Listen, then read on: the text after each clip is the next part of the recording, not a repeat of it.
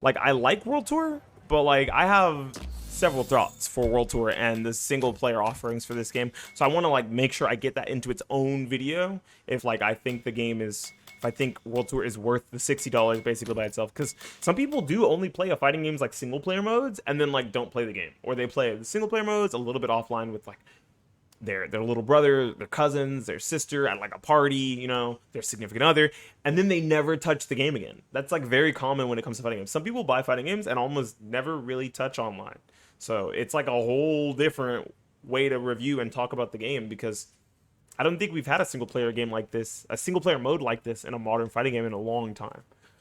Right? Like there was like the Armageddon mode, or what was it called? There was the Conquest mode in Armageddon, which was like basically a single player beat 'em up adventure or like platformer, whatever you want to call it.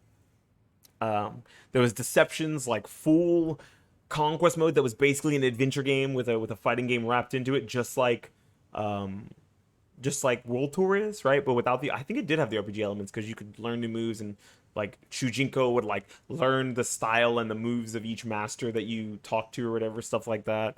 Um, I can't think of many fight like I guess there was Tekken 5. Tekken was it Tekken 5? Tekken 5 and Tekken 6 had Tekken Force, right? Those existed. But this is it's funny, right? I paused it.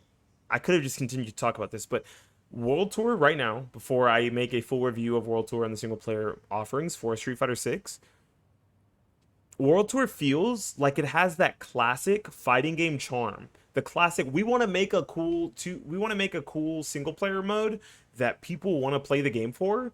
That's long enough to kind of keep people hooked and maybe transition them into actually playing the arcade mode, the survival, the time attack, and playing with their friends, right? That's what World Tour feels like. And it's cool because World Tour is also accompanied by your own little character that you level up and you gain stats and you like befriend the characters of the universe, right? As they come into the game. I think Rashid is now in World Tour as well. And with those, you can take that same character you made for World Tour online. You can take that character online and then play against other people's created characters.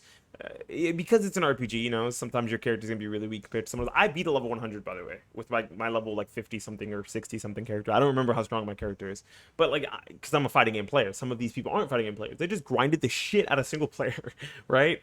But you can do that. You can grind the shit out of single player. You can learn all the moves from all the characters. You can like mix and match, make like your perfect fighting game character, kind of like the old wrestling games back in the day, right? And I think that that has a certain charm to it that because it's accompanied with the battle hub matches of the same kind, the avatar battles, that's like super fucking sick for some people. Some people may do mostly that, play like a little bit of online here and there when it comes to the avatar battles, and just play like arcade mode and more World Tour and stuff like that, and like find all the goodies in World Tour, level up all the characters, and get all the backstory tidbits, stuff like that.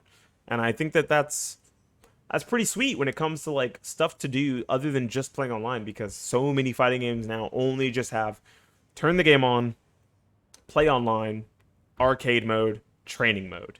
And having that other avenue to access to play the game in a different way really allows other people who aren't so competitively minded or even just like they want to be more outwardly expressive with the way that they play, right? In creating your own character and going on your own adventure, an avenue to play the game and to maybe find out if they were like, like I used a lot of Lily's moves in story mode. Like maybe I'll turn the game on. I'll play casual match with Lily. Like let's see if I like Lily, right? I used her move set, or oh I used a bunch of Marissa and I like mixed her with Luke's moves. Like maybe I should let me try some Luke or let me try some Marissa. Let me see if those characters for me.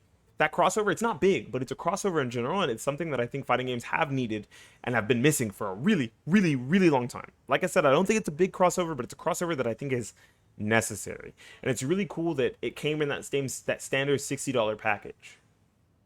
Right? You don't pay extra for World Tour. I think if I think about it, honestly, if you cut out World Tour and you cut out all the single player stuff other than training mode, they could have just made the game free. They could have made the game free and you pay for the characters, right? Killer Instinct style. You pay for the characters, you buy skins. There's a battle pass, a paid battle pass, especially because they added a battle pass. I think that would have worked out really well. And you only pay for the single player stuff. I think they could have done that. Too late now, right? Food for thought for maybe another developer out there who's like looking at this system and be like, dang, like Street Fighter 6 is a real complete package, but like they still don't have as many players as they could have had. Maybe that was the missing ingredient. I don't know. Don't at me. I guess do at me and give me lots of money if you make tons of money and you steal this idea because I said it. I think it's a great idea. Please, I'm poor. Give me more money. Anyways, I think World Tour is cool. And I think that single player modes should strive to be more like World Tour. Just like fun, zany, funny, wacky, and like keep people engaged if they're that kind of player. It's like a beat 'em up RPG. Like how many games do you see with beat 'em up RPGs that are fighting games? We don't have that anymore. We have NRS styled story modes, and that's basically it. And every game tried to emulate that because it was so popular at the time. But it's really only popular for those people who are so entrenched in the lore that they want to know what happens next in the story. I think this was another avenue to take, and it was a cool avenue. You know, guys, I think